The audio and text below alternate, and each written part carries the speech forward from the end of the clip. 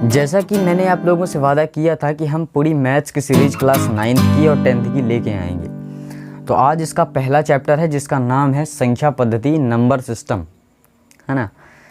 तो अगर आप इसके नाम से इसका शाब्दिक अर्थ निकालेंगे तो सिस्टम का मतलब क्या होता है, सिस्टम का या पद्धति का मतलब क्या होता है।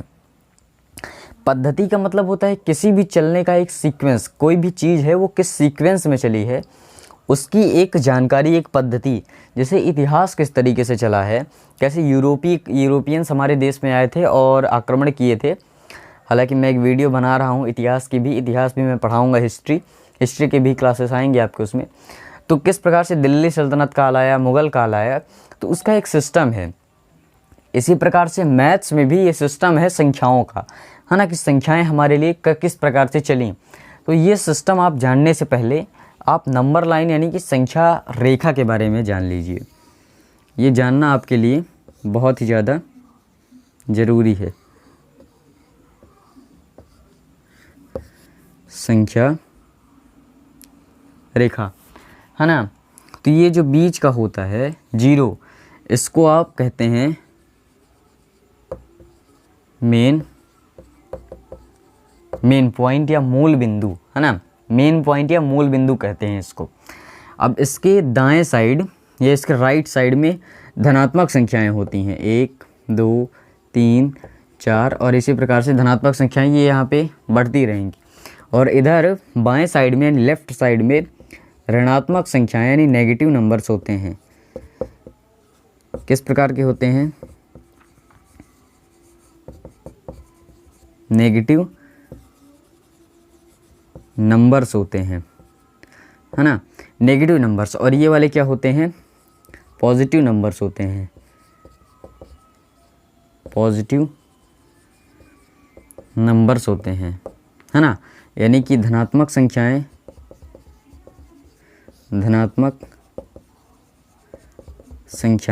और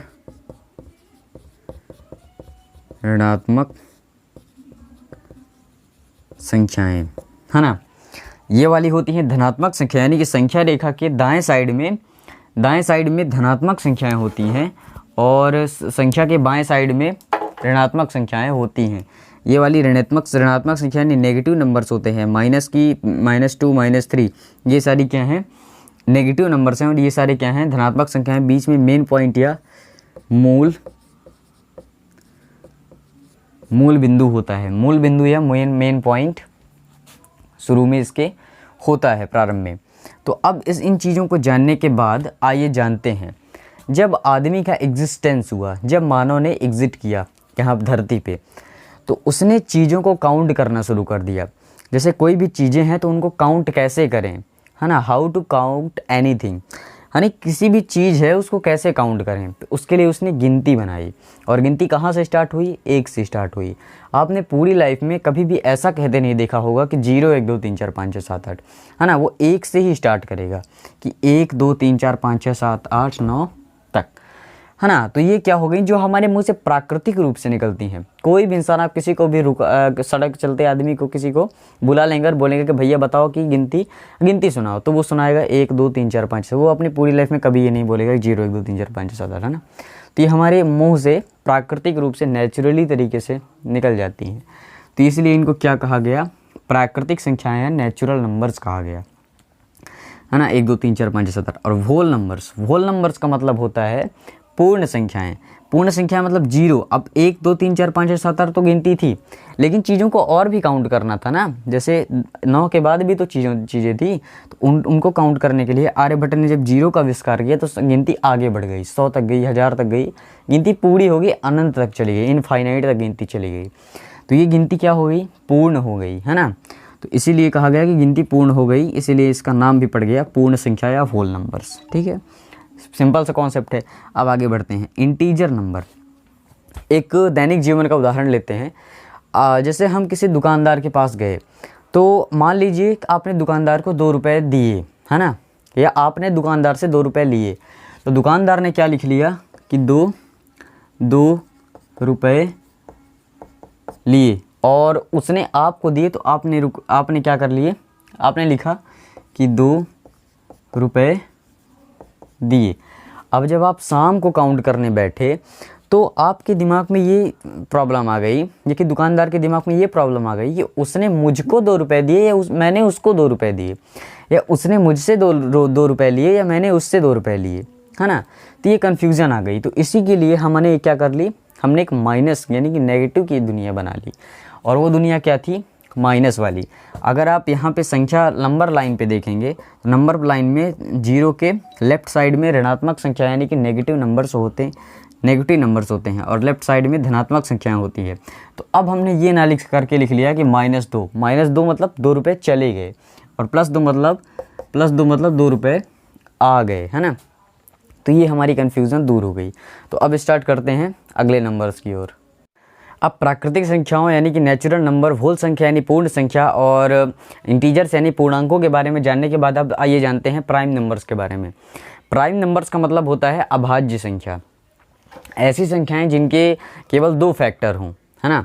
2 फैक्टर का मतलब जैसे 2 एक सम संख्या है और 2 केवल एकमात्र सबसे छोटी ऐसी अभाज्य संख्या है जो कि सम है ना। सब तो पूछा जाएगा कॉम्पिटिटिव एग्जाम में कि सबसे छोटी अभाज्य संख्या क्या है, तो वो है 2, है ना। ये कई बार कॉम्पिटिटिव एग्जाम में पूछा भी गया था। 2, तो जैसे 2 है तो 2 केवल 2 से कटेगा और 1 से कटेगा, तो उसके केवल कितने फैक्टर हैं, 2 ही फैक्टर हैं।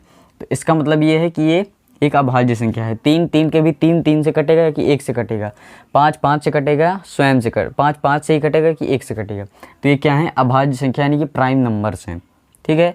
और ये ऐसे ही इनफाइनाइट तक यानी कि अनंत तक चलती रहेंगी।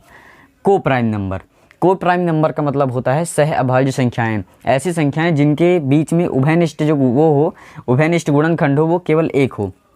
जैसे 2 और 3 के बीच सर्वनिष्ठ क्या है, 1 है। 3 और 4 के बीच सर्वनिष्ठ क्या है, 1 है। 4 और 5 के बीच उभयनिष्ठ क्या है, 4 और 5 के बीच 1 है। तो ऐसी संख्याएं जिनके बीच में उभयनिष्ठ क्या हो, 1 हो, है ना। तो वो क्या होता है, सहभाज्य संख्या को प्राइम नंबर होता है। ऑड नंबर, बेसिकली आप लोग ये सब चीज़ें जानते हैं, फिर भी मुझे बताना ज़रूरी होता है क्योंकि 9th स्टैंडर्ड में आने के बाद बच्चा हर चीज़ जानता है ना। तो ऑड नंबर्स यानी कि विषम संख्याएं, इनके बारे में तो आप सभी जानते हैं, 1 3 5 7 है ना। इवन नंबर्स मतलब सम संख्याएं मतलब 2 4 6 8 10, है ना। 2 4 ये जो विषम संख्या और सम संख्याएं हैं, इनमें एक खास बात यह है कि अपने आप वाले नंबर से कट जाएंगी। जैसे 3 दूनी 6 3 3 ये आपस में कट जाएंगी। जैसे 2 दूनी 4 4 दूनी 8 8 दूनी 16, तो ये कट जाएंगे आपस में। लेकिन 3 से विषम संख्या सम संख्या काटना मुश्किल होता है। कंपोजिट नंबर का मतलब होता है भाज्य संख्या, ऐसी संख्या जो अभाज्य संख्या नहीं है वो भाज्य संख्या है।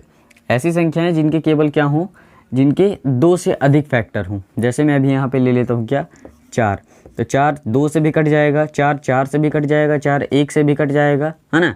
तो इसके कितने फैक्टर हो गए, 3 फैक्टर हो गए, यानी 2 से अधिक फैक्टर हो गए। तो ये क्या है, एक भाज्य संख्या यानी कि कंपोजिट नंबर है।